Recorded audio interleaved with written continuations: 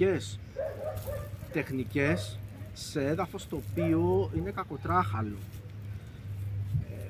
Δεν μπορούν να χρησιμοποιηθούν όλες οι τεχνικές σε όλα τα μέρη του εδάφους. Εδώ έχουμε ένα κακοτράχαλο έδαφος που έχει μορφή μονοπατιού και ήταν κάτι πολύ συνηθισμένο στο Μεσαίωνα και σε παλιότερες εποχές. Άρα δεν μπορείς να έχεις πολύ μεγάλη κινητικότητα σε ένα τέτοιο έδαφος. Έχει πέτρες κάτω, είναι δύσκολο, είναι στενό, έτσι. Δεν μπορεί να μετακινηθείς δεξιά αριστερά, έχεις θάμνους, από κάτω είναι γκρεμός, οπότε έχεις να αντιμετωπίσεις κάποιον ο οποίος είναι υποτίθεται μπροστά. Άρα αφού ξεθυκαρώσεις και τον απειλήσεις και κάτσεις καλά σε αυτή τη θέση, τότε είσαι έτοιμος να μπορέσεις να τον αντιμετωπίσεις. Μια πολύ καλή τεχνική από αυτή είναι τη στιγμή που ο εχθρός, ενώ κάτι τον προκαλείς, κατεβάζεις κάτω το όπλο, σου κάνει μια επίθεση προς τα πάνω, εσύ μπαίνεις, εδώ έχεις αποκρούσει σε αυτό εδώ το σημείο το χτυπημά του, άρα είναι 1 και από εδώ μπαίνεις μέσα και τον χτυπάς. Άλλη μια φορά λοιπόν βρίσκομαι εδώ και 1, 2. Δεν χρειάζεται μεγάλη κίνηση, δηλαδή να έρθει εδώ και να το ξαναφέρεις, γιατί χάνεις πάρα πολύ χρόνο. Στη συγκεκριμένη περίπτωση είναι εφικτό, γιατί το σπαθί μου είναι ελαφρύ, μπορείς να το κάνεις. Σε άλλη κατάσταση όμως, άμα έχεις βαρύ όπλο, δεν ενδείκνεται. Να το ξαναδούμε λοιπόν. Είμαι 1, μπαίνω μες στην κίνηση και έρχομαι εδώ. Σε περίπτωση που μπορείς να το κάνεις και είσαι γρήγορος, είναι 1, 2, 3. Άλλη μια φορά, από εδώ, 1 αποκρού, 2, 3.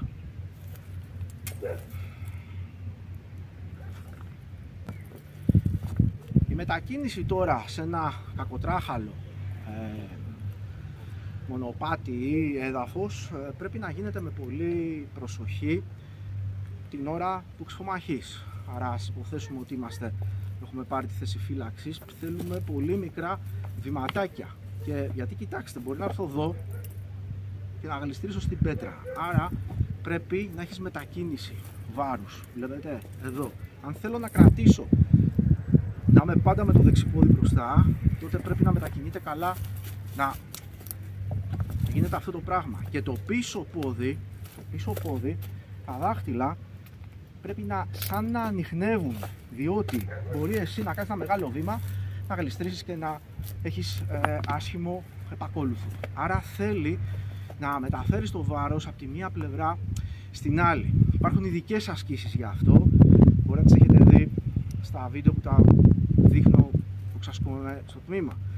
Για παράδειγμα είναι εδώ, μεταφέρεις, βλέπετε, εδώ μπορείς να είδατε εδώ, τώρα δεν ήξερα τι ήταν, αλλά αμέσως βρήκα το πάτημα, χωρίς να κινδυνεύω. Γι' αυτό και έχουμε πάρα πολλές ασκήσεις οι οποίες θυμίζουν κουτσό. Και δεν έχει αλλάξει αυτό και στη μοντέρνα ξεφασκία, ειδικά στη σπάθη, πρέπει να έχετε δει την κινησιολογία η οποία γίνεται στο ένα πόδι μέχρι να γίνει η τελική επίθεση. Ή ακόμα όταν κάνω επίθεση, ακόμα και εδώ, και πρέπει να μάθω να έχω ένα χρόνο ποδιού και 2 ή 3 χρόνους στο σπαθί. Π.χ. 1, 2, 3. Το πόδι μου ήταν υπερυψωμένο, αλλά έκανα τώρα 2 χρόνους. 1, 2. Χρόνος τι είναι? Ένας χρόνος ξεφασκιακός, δεύτερος χρόνος. Έτσι, 2 χρόνοι λοιπόν χεριού, 1 ποδιού, για να κάνω την επίθεσή μου. Ας δούμε τώρα μια άλλη τεχνική. Βρίσκομαι εδώ και έρχομαι σε αυτήν εδώ την θέση. Αυτή εδώ είναι άμυνα. Αν ένας αντίπαλος έρχεται να με χτυπήσει από πάνω και εγώ βρίσκομαι στην πρόκοπον λέγεται αυτή η θέση, τότε μπαίνοντας μέσα και ερχόμενος εδώ, έχω αποκρούσει και ταυτόχρονα τον απειλώ να τον τρυπήσω. Άρα είμαι εδώ λοιπόν, 1, 2. Έτσι, είναι απλή και όσο σας φαίνεται παράξενο μπορεί να χρησιμοποιηθεί και με ομπρέλα. Ενώ είμαι σε πρόκοπον, βρίσκομαι εδώ και μπορώ να αποκρούσω σε αυτό εδώ το σημείο. Η κόψη αποκρούει ένα χτύπημα που έρχεται στο λαιμό μου.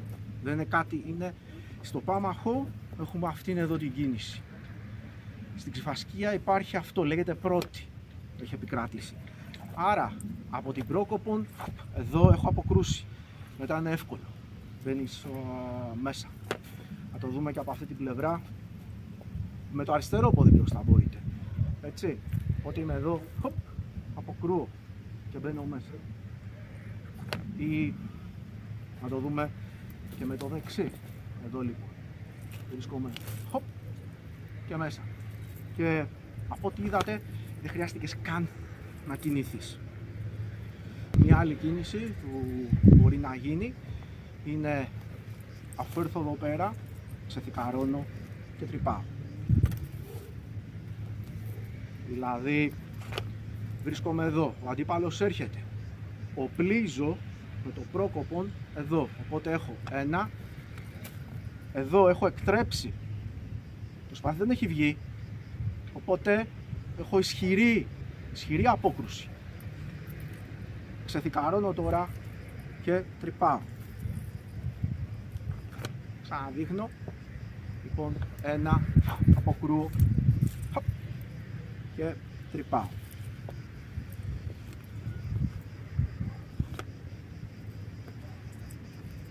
Τώρα αν έχω εκτός το σπαθί μου, είναι εκτός θήκης και βρίσκομαι εδώ, τότε έχω χτύπημα εδώ, χτύπημα από κάτω, χτύπημα από πάνω. Εντάξει. Μια άλλη τεχνική είναι βρισκόμαστε, γίνεται η σύγκρουση, οπότε εδώ πέρα έχει σταματήσει το σπαθί του αντιπάλου και μετά μπαίνω εδώ. Είναι από τις πιο απλές. Από εδώ που είμαι γίνεται η σύγκρουση και από εδώ μπαίνω. Μπορεί να βοηθήσει και το πίσω χέρι, δηλαδή ένα και από εδώ έχω μπει σε αυτό εδώ το σημείο. Ξαναδείξουμε από εδώ ένα και έχω μπει εδώ.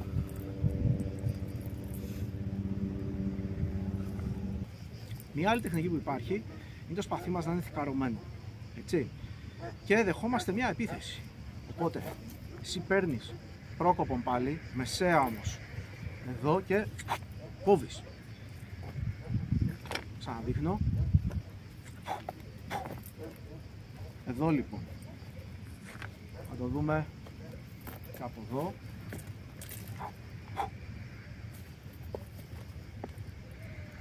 Τι έχει γίνει? Τη στιγμή που έρχεται το χτύπημα, εσύ το εκτρέπεις και κάνεις ένα δεύτερο.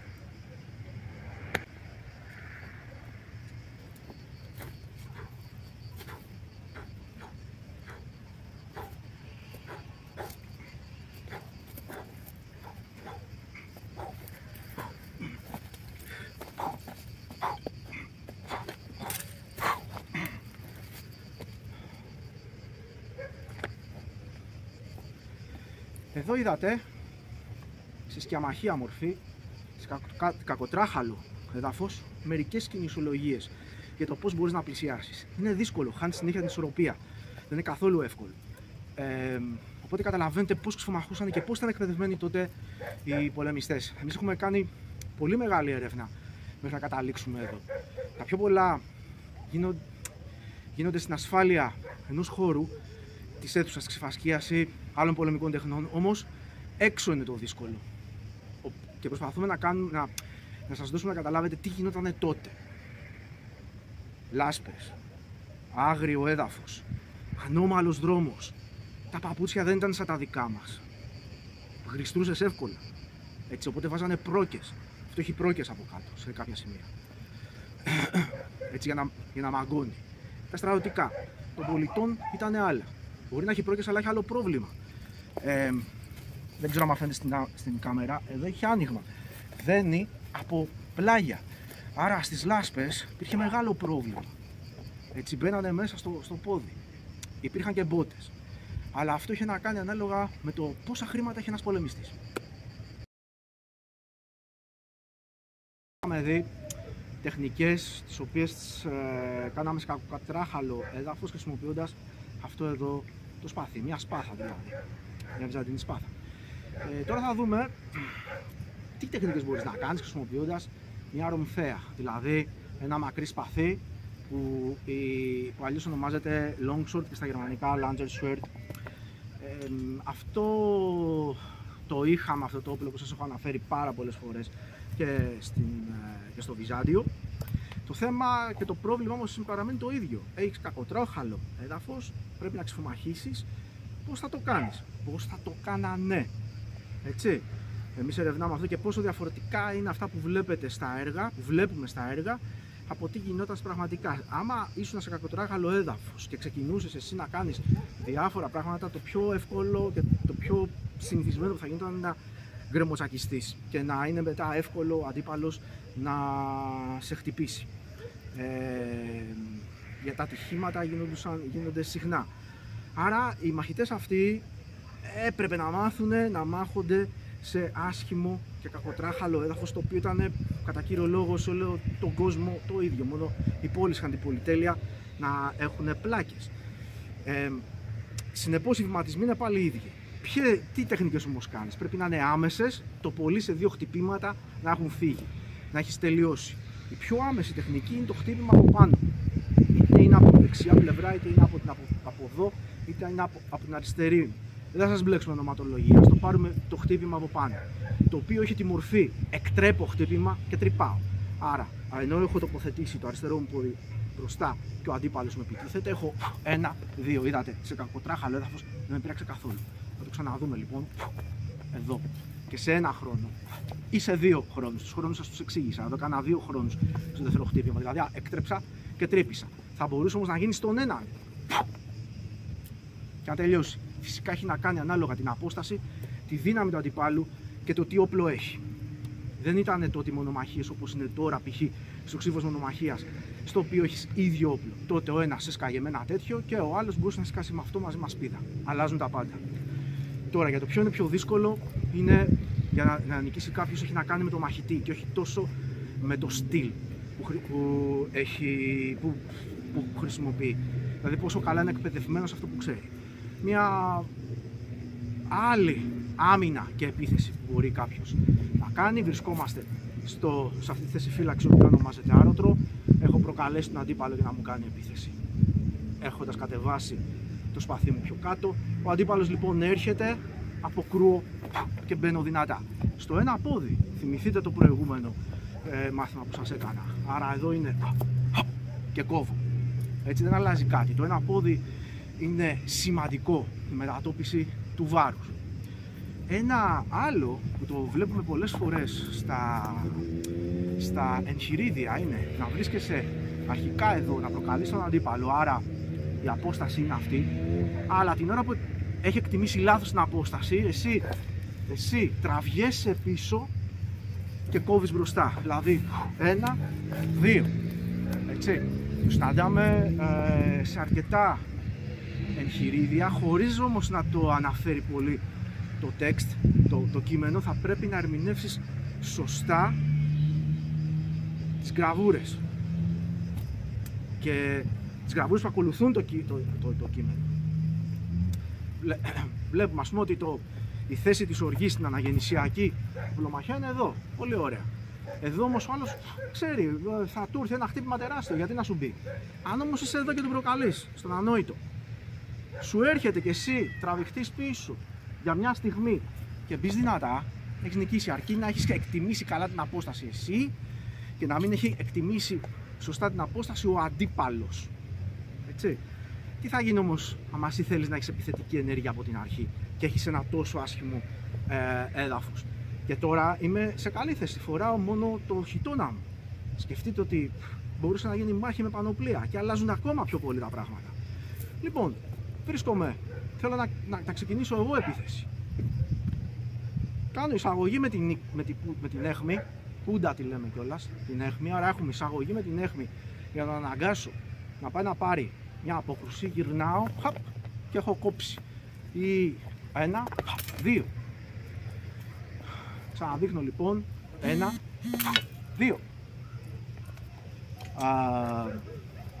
Μία άλλη είναι να κάνεις 1, 2 στην ίδια γραμμή ή σε διαφορετική γραμμή. 1, 2. Να έρθει από εδώ. Ξαναδείχνω. 1, 2. Έτσι. Ή 1, γυρνάω. 2 και φτάνω εδώ.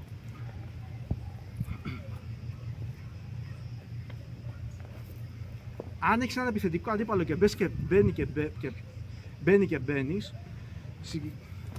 έρχεσαι σε αυτό εδώ το σημείο. Μπορεί να σε πιέσει, μπορεί να τον πιέσεις. Κάτι που μπορούσε να γίνει είναι 1 και από εδώ τεινάζεις, κόβεις και ξανακόβεις. Δηλαδή, εδώ την ώρα που σε πιέζει, ασκείς δύναμη, κόβεις μετά ξανά και ξανακόβεις. Ή δεν είσαι σε μονομαχία, είσαι σε μάχη. 1, 2 έχεις βγάλει όπλο εδώ και απειλείς γεννητικά. Ειδικά αν είναι κοντύτερο το όπλο, κάνει δουλειά. Και αν παρατηρήσατε, το έβγαλα με reverse grip. Έτσι, το βγάλα εδώ.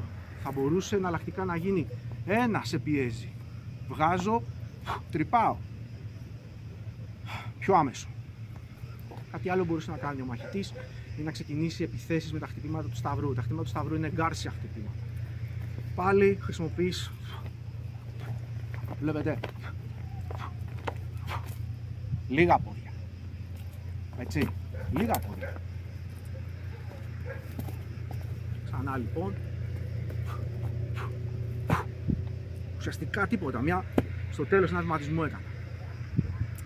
Ή μπορεί να είμαι εδώ, κάτω, και να έχω θέση σε κίνητρο το κεφάλι μου. Οπότε εδώ θα αποκρούσω προς τα πάνω, θα χτυπήσω με το πόμελ και μετά θα χτυπήσω με το σπαθί. Άρα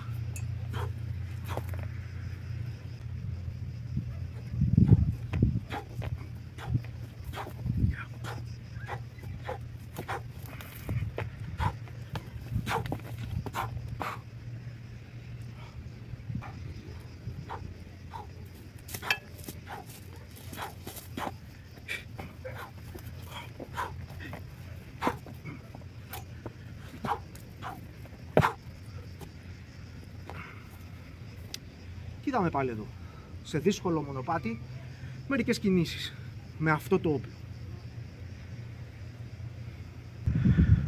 Για να δείτε πόσο δύσκολο είναι, αυτό είναι εδώ το μονοπάτι που κάναμε, έτσι. Δεν είναι εύκολο, βλέπετε είναι στενό, είναι κατηφορικό, γλιστερό. Το πόδι είχε να καθίσει, βλέπετε, σε κάτι τέτοια σημεία. Όπου είχες άνοιγμα, το χρησιμοποιείς για να μπορείς να κάνεις τους βηματισμούς. Οπότε καταλαβαίνετε πόσο δύσκολο. Ευχαριστούμε που μας παρακολουθήσατε. Σύντομα θα δούμε και άλλα εκπαιδευτικά βίντεο. Αν σας άρεσε αυτό που είδατε, παρακαλούμε να κάνετε like στο βίντεο και να ακολουθήσετε τη σελίδα μας. Θα μας βοηθούσε πάρα πολύ. Μέχρι την επόμενη φορά, γεια σας!